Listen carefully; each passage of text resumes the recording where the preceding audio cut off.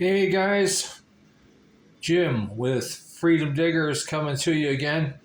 And it is ridiculous hot out, and if it's not hot, it's pouring rain. No digging going on. And my last video where I sat and talked to you was kind of a flop. So I figured I'd do something a little bit different.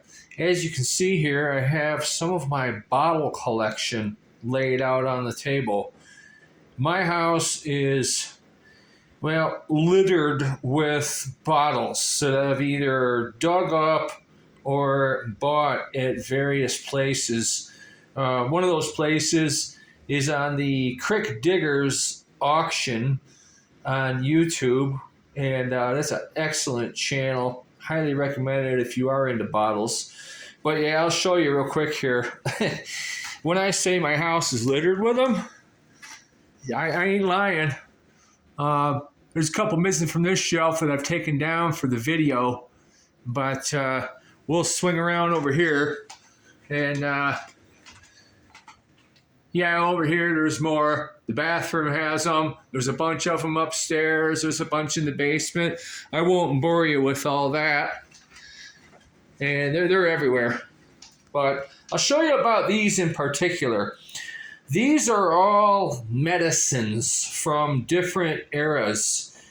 And medicines were very important to people at one time because sickness was rampant, especially before they had, running water and, good sanitation and before medical science had advanced. So sorry about the shaky here. I'm holding the phone and working by myself.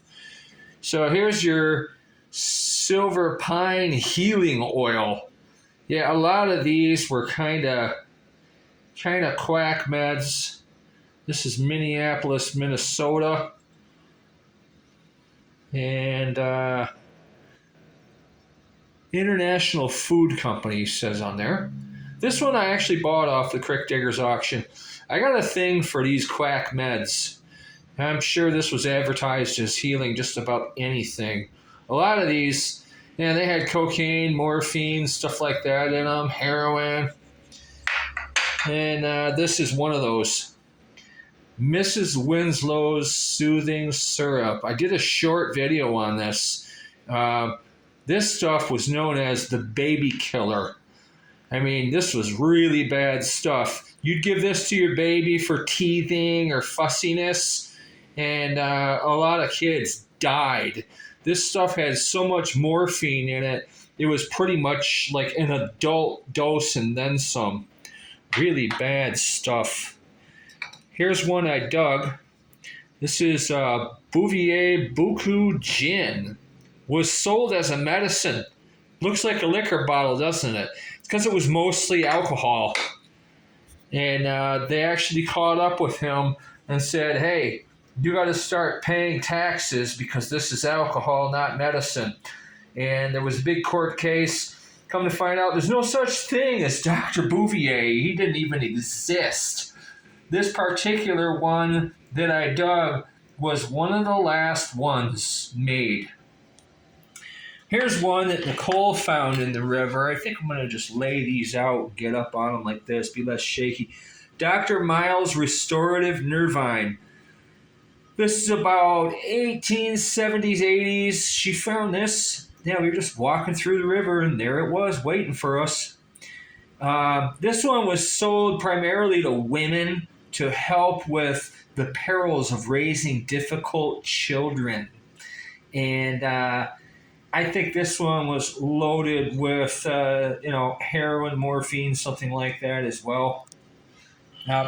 So moving a little bit ahead here in time frame, these ones were your popular ones in the 20s, 30s, 40s.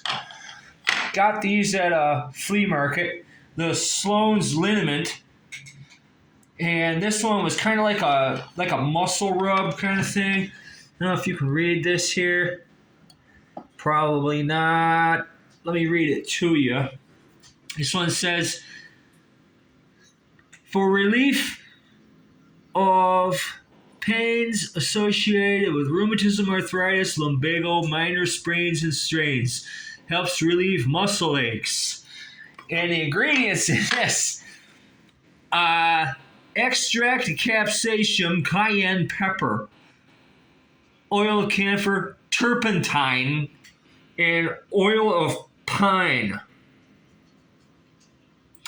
When I opened this up, this was full when I bought it, nearly full. It smelled like pine sol. I mean, it was gnarly. Here's another popular one for its time. Tonsilline. Obviously, this was like a cough remedy. Pretty cool. It's got, like, its marketing thing was a coughing giraffe. Let me see if I can't get this to show up a little bit. See, there's your giraffe, and he's got like lines coming off of his mouth because he's coughing. Bought this one, and this is a smaller one of the same thing. Dug this. You can see on the side it says tonsilline. Yeah, pretty cool. But these were common in medicine cabinets back then, and people would, they'd use these things and hopefully avoid going to the doctor. So I hope you enjoyed this short-ish and probably kind of shaky video. In the meantime, check out the rest of the videos around here. I'm trying to help out people that are new to the hobby. Help out people to, learn something and succeed and just in general have a better time doing what I love so much, metal detecting. So you guys stay safe out there. If you're able to dig, get out and enjoy the greatest hobby of all time. And of course, keep it dig free or die. We'll see you soon.